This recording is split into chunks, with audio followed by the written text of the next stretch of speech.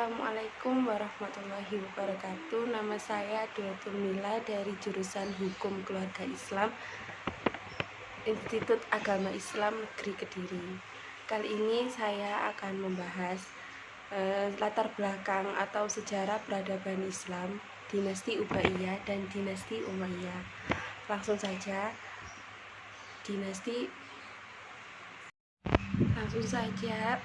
saya mau membahas latar belakang dinasti Umayyah. Berakhir pada Khalifah Rasyidin yang dikenal dengan Ali bin Abi Thalib pada masa selanjutnya, yaitu masa dinasti Umayyah. Latar belakang dinasti Umayyah ini ada karena umat Islam di kota Maskin, lebih dikatakan Madam Kufah, juga disebut dengan Ummul Jannah.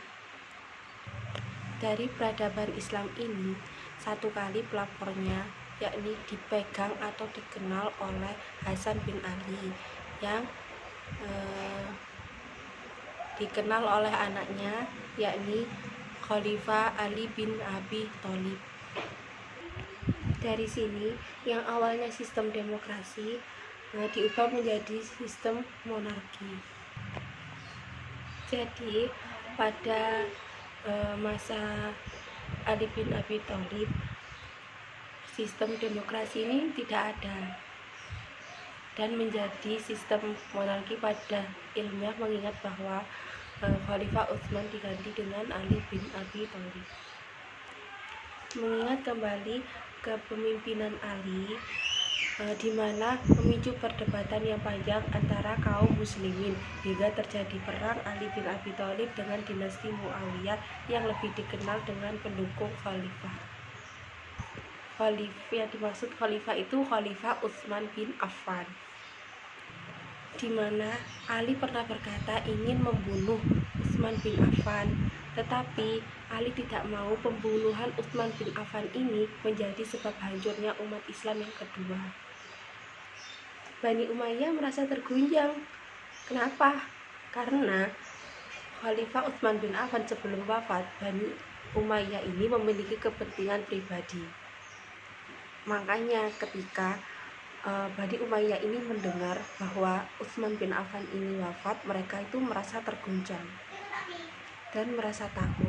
Akhirnya Bani Umayyah ini mencari dalang dari pembunuhan Utsman bin Affan ini siapa, dan mencari tahu dalang pembunuhan Utsman ini untuk menuntut balas budi kepada Ali dengan cara mempercepat pembunuhan Utsman bin Affan. Setelah meminta Ali untuk mempercepat proses, tetapi Ali tidak merespon Bani Umayyah tersebut karena Ali selalu memperlambat. Akhirnya dinasti Umayyah ini mencari informasi ke penjuru-penjuru, dan akhirnya Bani Umayyah ini mengetahui siapa dalang pembunuhan dari Utsman ini, yaitu Muhammad Ali bin Abu Bakar. Ketika mengetahui dalang tersebut, siapa yang menjadi pembunuhan Utsman bin Affan, yakni Muhammad bin Abu Bakar, kemudian Bani Umayyah menghampiri Ali, tetapi respon Ali berkata, ini tidak cukup bukti untuk menuduh Muhammad bin Abu Bakar, karena keberadaan Muhammad bin Abu Bakar ini menjadi untuk melindungi Utsman bin Affan.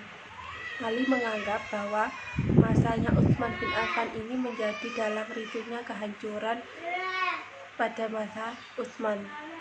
Muawiyah yang mendengar itu memanfaatkan kekecewaan dan memanfaatkan keadaan menghasut bahwa Ali tidak patut menjadi khalifah, sampai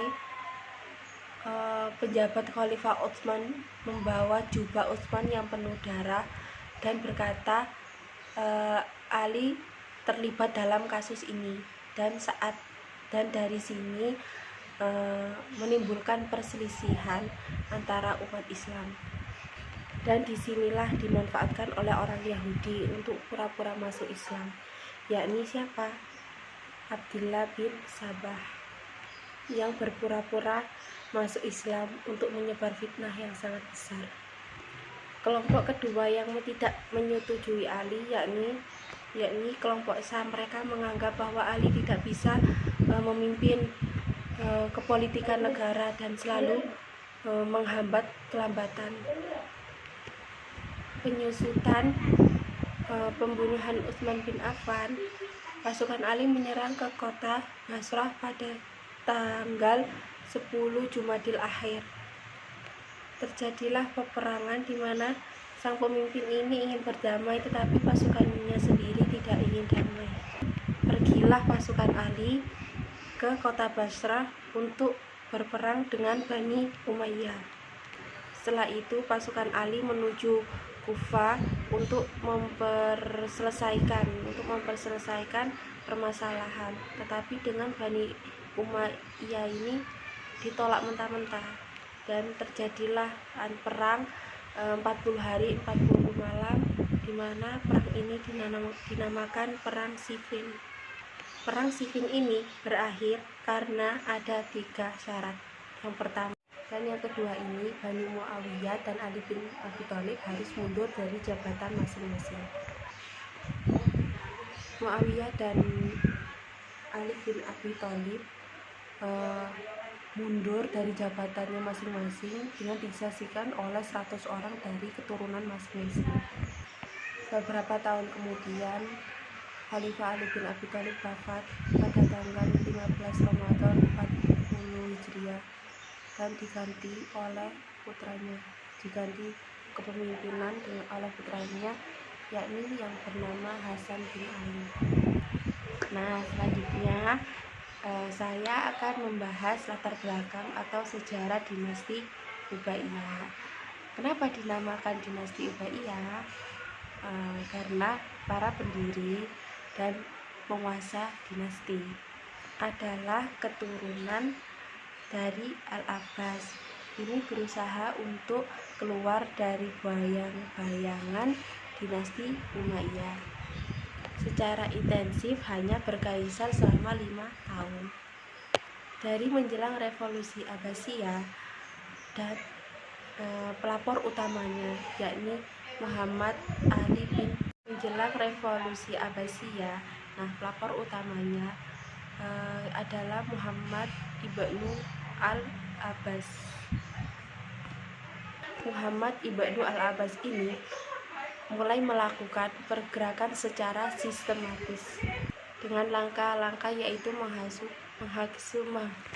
rakyat dan mengangkat kekuasaan Umayyah. Muhammad ibnu Al-Abbas membuat 3 fiksi, yakni yang pertama fiksi Halimah, fiksi Fursan, dan fiksi Kufah, di mana ketiga fiksi ini akan menghancurkan dinasti Umayyah. Yang ketiga di sini adalah ide persamaan orang Arab untuk membedakan mana orang Arab dan mana orang non-Arab. Propaganda Abbasiyah menjadi 2 tipe atau 2 tahap. Untuk melakukan propaganda yang pertama, mereka melakukan dan cara melakukannya itu dengan cara rahasia tanpa melibatkan pasukan perang. Yang kedua, propaganda Abbasiyah itu ada penggabungan pengikut Abu Muslimin Khurasan dan para pengikut Abbasiyah, dan propaganda ini berhasil memicu emosi umat Islam. Dari keseluruhan yang saya bahas ini, seluruh propaganda di sini ada satu yang sangat penting, yakni tegaknya hakikat Islam yang tidak ada pada dinasti Umayyah. Makanya umat Islam itu gampang terpengaruh oleh dinasti Umayyah karena tidak ada tegaknya hakikat syariat Islam. Pada abad ke-7 terjadilah pemberontakan yang sangat hebat, di mana pasukan Abbasiyah bertempur melawan pasukan Umayyah dan pada akhirnya dimenangkan oleh pasukan Abbasiyah. dan dari sinilah pasukan Abbasiyah ini mulai bangkit. Sekian dari penjelasan latar belakang dinasti Umayyah dan dinasti Abbasiyah yang saya jelaskan. Apabila ada salah kata atau mungkin kurang jelas, mohon dimaklumi karena kita sama-sama masih belajar. Semoga bermanfaat dimanapun kita berada. Wabillahi taufiq wal hidayah. Wassalamualaikum warahmatullahi wabarakatuh.